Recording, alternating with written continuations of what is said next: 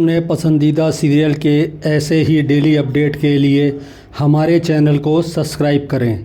आज के एपिसोड की शुरुआत में कियारा से मनीषा कहती है, मुझे तुम्हारी शक्ल भी नहीं देखनी है, तुम अपना सामान पैक करो, तुम अपने नाना के पास जा रही हो।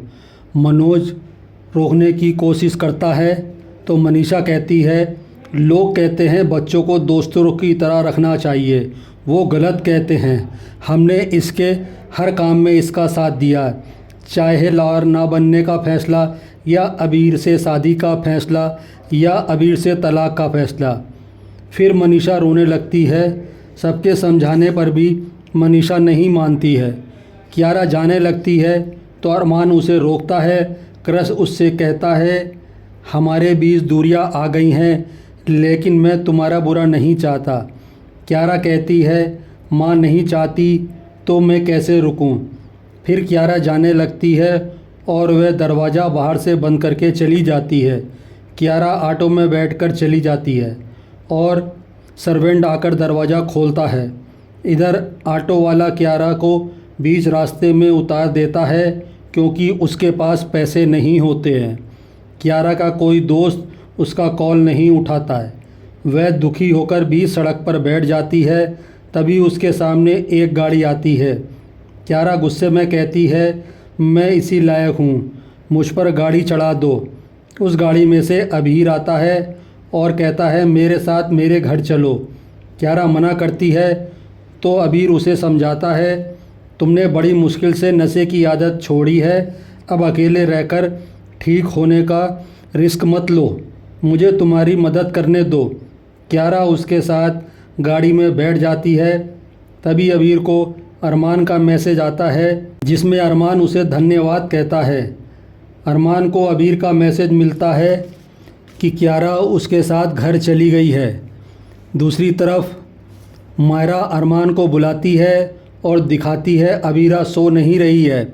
मैं मम्मा के पास सो जाऊं? मायरा कहती है। कावेरी कहती है, मायरा की कोशिशें अबीरा को जीने की वजह देंगी।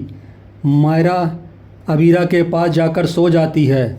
मायरा अबीरा का सर अपनी गोद में रख लेती है और उसे लोरी सुनाती है। अबीरा को आराम महसूस होता है और वह धीरे धीरे सो जाती है। अरमान वहां आकर सोने लगता है। तभी वह गीतांजलि को देखता है। अरमान गीतांजलि के पास आता है।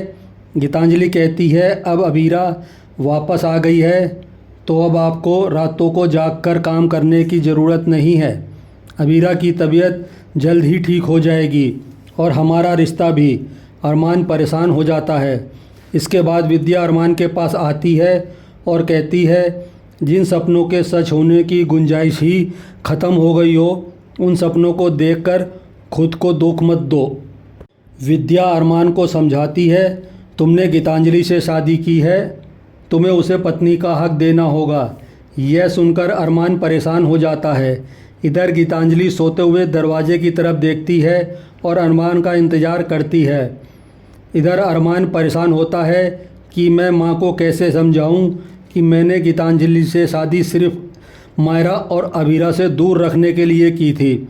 दुनिया की नज़र में गीतांजलि मेरी पत्नी है, लेकिन मेरे दिल में आज भी अबीरा रहती है।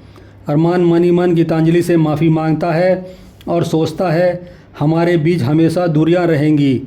अबीरा मेरी कभी नहीं हो सकती है, लेकिन मैं उसका हूँ और हमेशा रहूँगा। इसी के साथ आज का एपिसोड ख़त्म हो जाता है। अगले एपिसोड में देखने को मिलेगा कि कावेरी मायरा से कहती है, हम अबीरा को ठीक करने का तरीका जानते हैं। मायरा पूछती है, क्या उससे मम्मा ठीक हो जाएंगी? कावेरी सही होने की उम्मीद जताती है। कावेरी मायरा और अबीरा को लेकर बाहर चली जाती है। इधर अरमान मायरा को खाने के लिए बुलाता है तो विद्या उसे बताती है कि मायरा अपने कमरे में नहीं है। अरमान बताता है, मायरा दादी सा के कमरे में सोई थी, शायद दोनों बाहर होंगी। काजल बताती है कि दोनों बाहर गई हैं। तभी मनीषा आकर बताती है कि अबीरा पूरे घर में कहीं भी नहीं है। अरमान घबरा जाता है। आज का एपिसोड आपको कैसा लगा हमें कमेंट करके ज़रूर बताएं। साथ ही ऐसे डेली अपडेट के लिए हमारे वीडियो को लाइक करें और चैनल को सब्सक्राइब करें।